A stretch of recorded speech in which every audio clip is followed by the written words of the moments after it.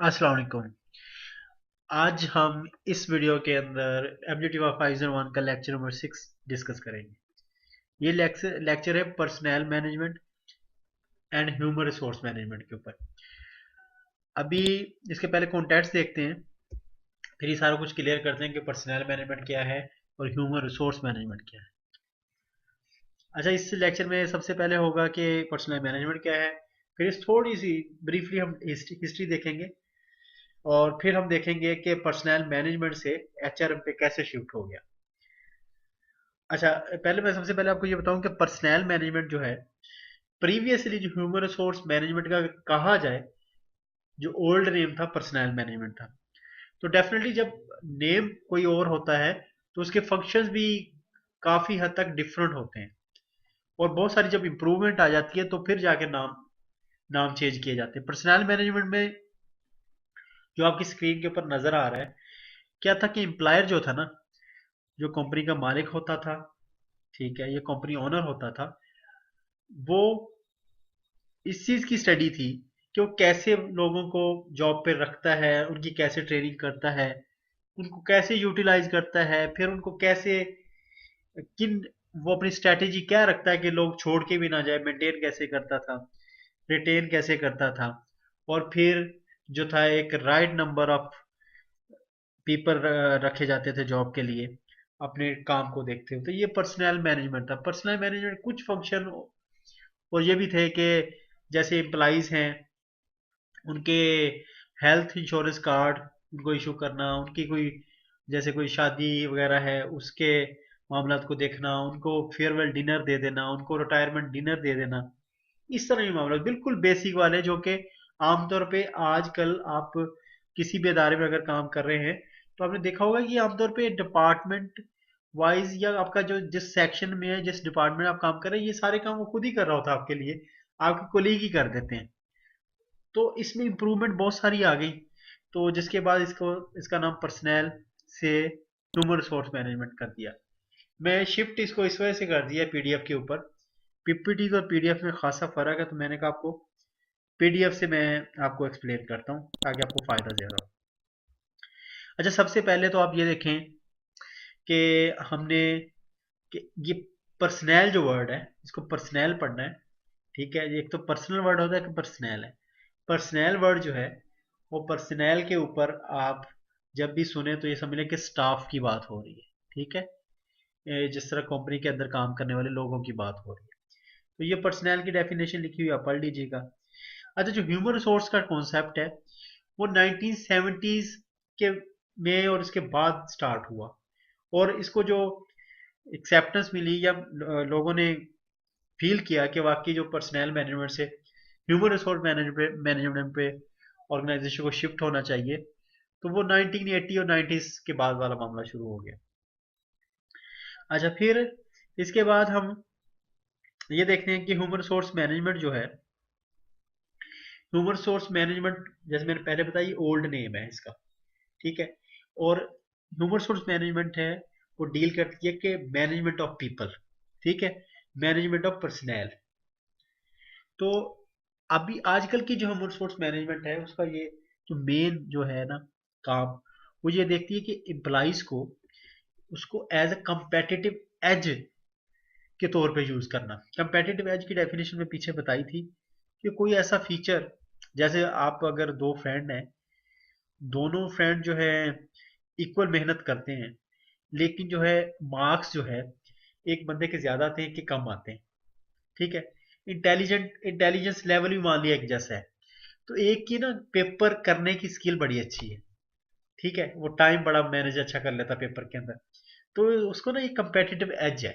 मतलब कोई भी एक ऐसी क्वालिटी जो आपको दूसरों से बेहतर कर दे, वो कंपेटिटिव एज है। तो ह्यूमन रिसोर्स मैनेजमेंट जो आजकल की मैनेजमेंट है वो कहती है कि इम्प्लाइज के ऊपर इन्वेस्ट करो, इम्प्लाइज को हर वो तरीका इस्तेमाल करो जिससे इम्प्लाइज मोटिवेट हो, काम खुद करना चाहे, काम उसे लेना ना पड़े, काम खुद करना चाहे। ये ह्यूमन रिसोर्स मैनेजमेंट है।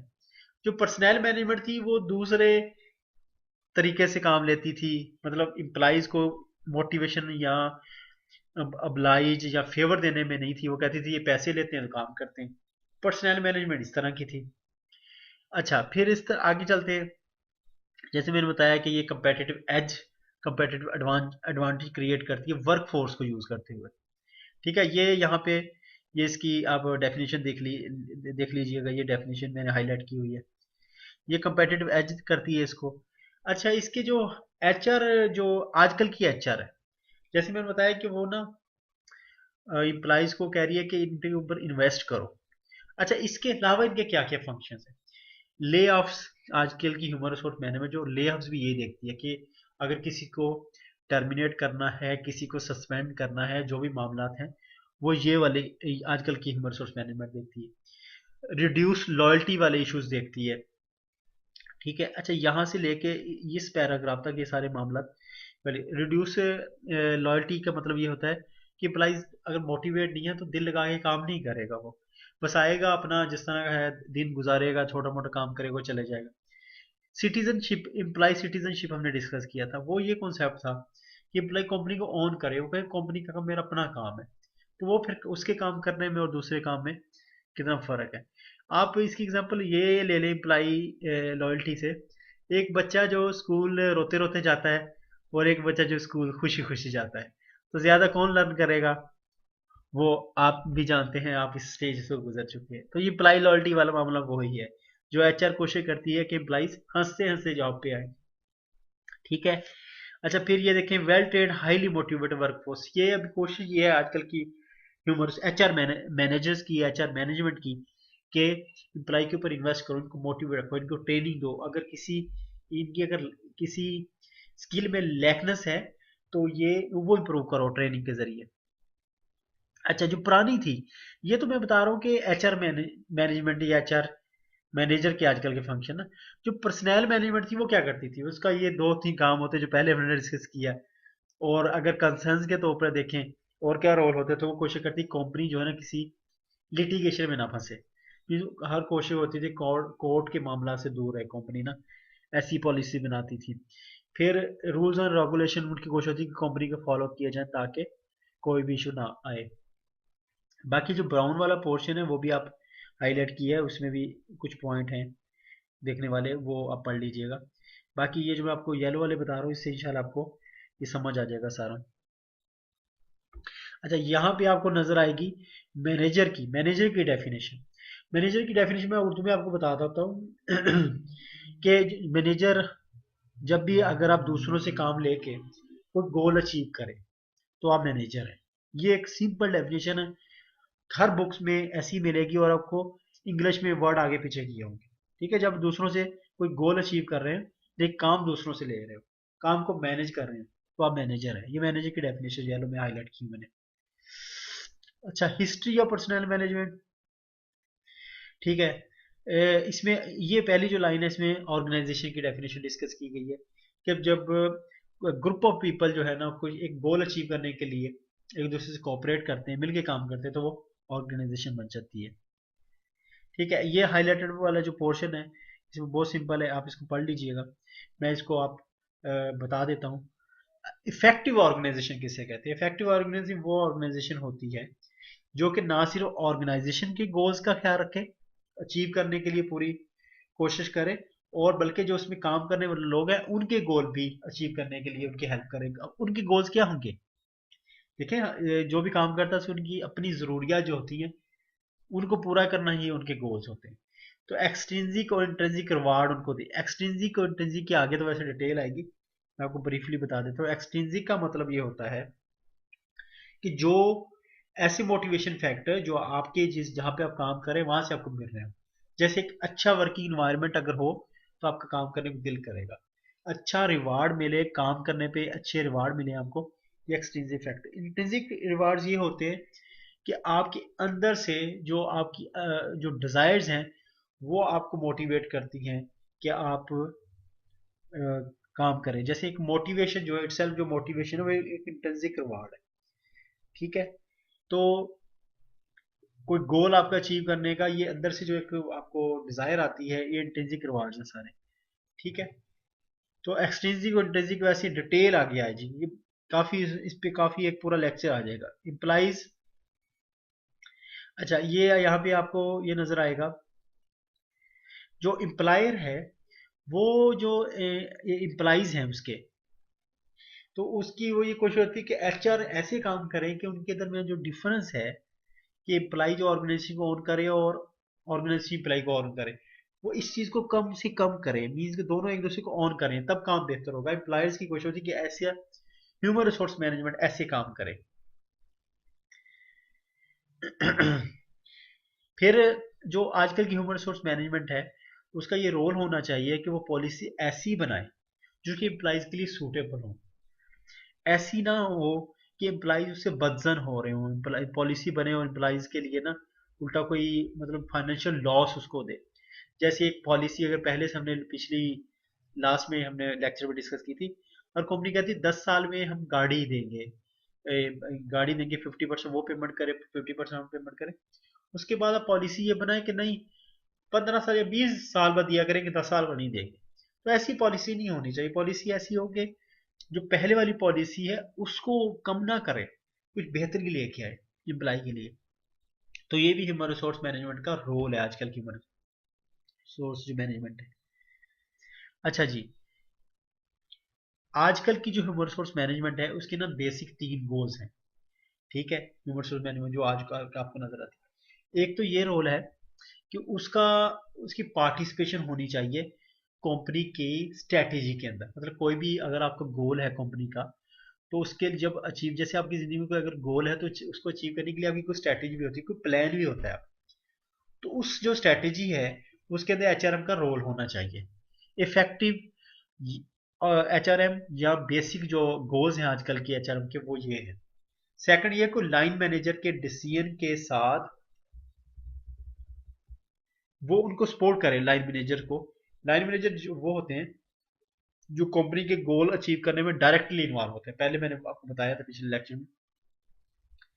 तो वो एचआर जो है वो उनके मतलब उनको सपोर्ट करे। जैसे कि अगर कोई गोल अचीव करना है उसके अंदर मैन पावर स्किल चाहिए, तो वो उसको ऐसे मार्केट से जो है एम्प्लॉइज ढूंढ के दे, वर्कर ढूंढ के दे जो कि गोल अचीव करने में स्किल्ड हो।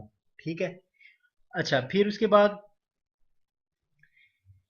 जो आजकल की एचआर है उनकी ये कोशिश होनी चाहिए कि एम्प्लॉइज को मोटिवेट रखे, जैसे पहले हम बात की। ऐसे एम्प्लॉइज ढूंढे या ऐसे एम्प्लॉय को मोटिवेट रखे कि वो ऑन करे ऑर्गेनाइजेशन के लिए, ऑर्गेनाइजेशन हमारी अपनी है, ताकि वो ज्यादा से ज्यादा काम करें। फिर ऐसे एम्प्लॉइज लेके आए, ये एम्प्लॉइज को ऐसे मोटिवेट करे कि वो इनोवेशन लेके आए, काम में इनोवेशन लेके आए। अगर कोई नया काम है तो उसमें इनोवेशन चाहिए होती है। जैसे काम अगर 5 घंटे के अंदर हो रहा है, तो उस कुछ ऐसे आप इनोवेटिव आइडियाज लगा के वो काम 3 घंटे में भी कर सकते हैं। तो ये तब पॉसिबल है कि आप मोटिवेटेड रखें एम्प्लॉइज को। ठीक है। अच्छा, फिर आजकल की जो एचआरएम है उसका ये है कि उसकी रिक्रूटमेंट, अप्रेजल, कंपनसेशन, ट्रेनिंग ऐसी होनी चाहिए कि जो हम पहले अभी तक डिस्कस कर चुके हैं, कि वो सपोर्ट करे इनोवेशन को, क्वालिटी इन्हेंसमेंट को, कॉस्ट रिडक्शन को। इन सब के पीछे एक ही चीज है कि आप एम्प्लाई को मोटिवेट रखें। एम्प्लाई आपसे खुश हो, मोटिवेट मतलब खुश हो, दिल लगा के काम करेगा, ये सारे काम होते रहेंगे। अच्छा, फिर ये जो येलो वाले पार्ट हैं, तो ये येलो वाले मैंने पार्ट आपको एक्सप्लेन कर दिए हैं, तो ये आप पढ़ लीजिएगा। अच्छा, फिर ट्रेनिंग एंड डेवलपमेंट जो है वो भी इसीलिए है कि वो एम्प्लाई को मोटिवेट रखें। अच्छा, यहाँ पे ये जो ब्राउन वाला पोर्शन आप पढ़ लीजिए, बहुत सिंपल है, जैसे मैंने ऊपर एक्सप्लेन कर दिया है। या चले मैं थोड़ा आपको बता देता हूँ इसका, जो ये वाला पोर्शन है। अच्छा, इसमें यह है कि सेकंड, ऊपर हमने फर्स्ट उसका गोल पढ़ा या फर्स्ट रोल पढ़ा। सेकंड रोल ये है कि वो एक स्ट्रॉन्ग कल्चर डेवलप करे कंपनी के अंदर। स्ट्रॉन्ग कल्चर कैसे डेवलप होगा कि देखें, जैसे एक कंपनी का एनवायरनमेंट होता है ना, कि जी एक दूसरे को काम, अगर कोई अच्छा काम करे उसको अप्रिशिएट किया जाता है। जब बाज कंपनीज में ऐसे होता है कि लेग पुलिंग बड़ी होती है, आपने सुना होगा वो जी उस कंपनी बड़ी लेग पुलिंग है। तो एचआरएम ने इस इन चीजों को कंट्रोल करना होता है एचआरएम ने। फिर कंपनी के अंदर डिफरेंशियल डिफरेंशियल रिवार्ड दें। जैसे अगर एक तो टीम को सपोर्ट करें। ठीक है, बिल्डिंग को स्ट्रॉन्ग कल्चर, कंपनी का ऐसा कल्चर हो कि लोग सुने तो वो कहें जी वो उस कंपनी में का टीम जो है ना, टीम वर्क बहुत ज्यादा, टीम वर्क बड़ा अच्छा, लोग मिलके काम करें, सपोर्ट करते हैं, लेग पुलिंग नहीं है। ठीक है। फिर इसी तरह डिफरेंशियल वार्ड में बता रहा था कि अगर टीम में ही काम करते हैं, एक तो यह है ना कि सारी टीम ने गोल अचीव किया, फिर एक टीम के अंदर बड़ा अच्छा परफॉर्मर होता है, ठीक है, तो जिसकी वजह से गोल अचीवमेंट में बड़ी हेल्प मिली होती है। तो फिर एचआर में वो उस बंदे को ढूंढना है और उसको डिफरेंशियल रिवार्ड, मतलब एक तो सबको रिवार्ड मिले, एक एक्स्ट्रा रिवार्ड उसको दिया जाए ताकि वो बंदा और भी मोटिवेट हो। बाकी टीम भी फिर मोटिवेट होती है कि यार काम हमने देखे सबने किया है, लेकिन इसका काम नजर आ रहा था, तो इसको एक्स्ट्रा रिवार्ड मिला है, तो ठीक है, हमें भी मेहनत करनी चाहिए। तो ये भी एचआर का काम है। फिर एचआर ने ऑर्गेनाइजेशन के अंदर फ्लेक्सिबिलिटी अडाप्टेबिलिटी लेके आनी है। वो कैसे कि अगर कोई रैपिड चेंज आ रहे हैं एनवायरनमेंट के अंदर, ठीक है, कोई जैसे टेक्नोलॉजी बड़ी रैपिडली चेंज हो रही है, तो एचआरएम जो है कंपनी लाइन मैनेजर्स को या ऑर्गेनाइजेशन को इस तरह लेके चले कि जो सारी रैपिड चेंजेस हैं उनको कंपनी अडाप्ट करे। ठीक है, अगर प्रोडक्ट में जैसे वो बना रही है तो मार्केट में चेंज हो रहा है प्रोडक्ट, तो अभी कंपनी ने लाइन मैनेजर जो सीईओ हैं और चाह रहे हैं कि हम भी थोड़ा चेंज करें कंपनी में, तो एचआर में उसको पूरा सपोर्ट करें, मैन पावर अप्लाई सप्लाई अच्छी लेके आए, ठीक है, अच्छी रिक्रूटमेंट करे, अच्छी ट्रेनिंग एंड डेवलपमेंट करे। अगर रिक्रूटमेंट नहीं करनी तो पहले वाली जो लोग हैं उनको ऐसी ट्रेनिंग दे कि वो सारा न्यू एनवायरनमेंट में एडजस्ट कर जाए। ठीक है, तो बार बार वही बातें आ रही हैं कि जो एचआर का जो इसमें है ना वही रोल जो मैं ऊपर बताया है। अच्छा जी, shifting from personal management to HRM कैसे होगा, ठीक है, कैसे हुआ या कैसे हो रहा है, ठीक है। अच्छा, अभी सबसे पहले जो है,